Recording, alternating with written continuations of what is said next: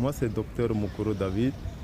Je suis le médecin d'appui au système d'information sanitaire au niveau du centre de santé de référence de la commune 5.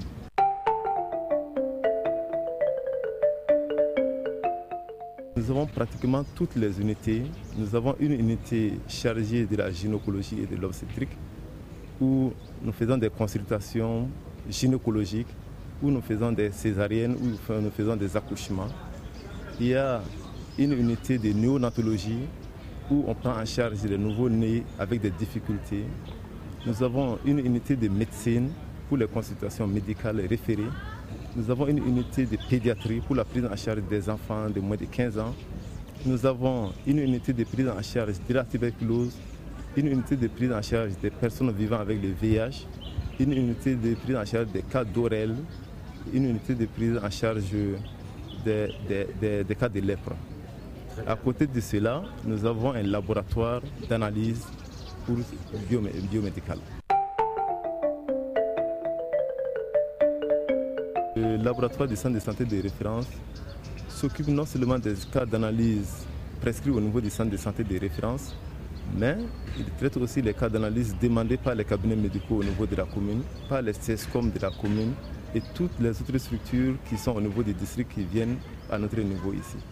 Par rapport à ces problèmes de laboratoire, on est souvent confronté effectivement à un problème de refus de la population vis-à-vis des analyses ou bien la méfiance de la population vis-à-vis de ces analyses.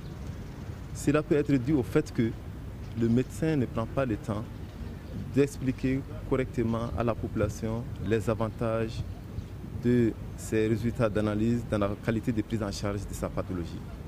Si le médecin ou bien le praticien ne prend pas le temps d'expliquer aux malades l'importance des pratiques, des prélèvements et des analyses complémentaires dans le cadre de la prise en charge de la maladie, c'est normal que le malade se décourage et pense que c'est une dépense gratuite.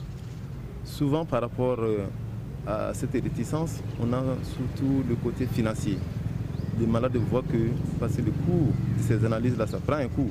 Nous sommes en commune 5 où nous avons des cas de référence de beaucoup de quartiers où les gens sont dans un état de pauvreté. Donc cette pauvreté ne nous permet pas trop souvent d'être à l'aise dans ces examens complémentaires. Et là, souvent on est obligé de faire une prise en charge sur les bases cliniques seulement.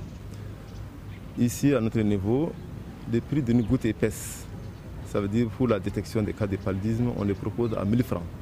À 1000 francs, alors qu'au niveau de certains laboratoires sur le marché des cliniques, ça sont des analyses qu'on fait à 2000-2500. Donc ça, c'est un seul exemple. Par exemple, pour les crachats bars, c'est au niveau de la commune, ça c'est gratuit pour la population. Et au niveau des cliniques privées, ce sont des analyses qu'on fait à une hauteur de 5000 et plus.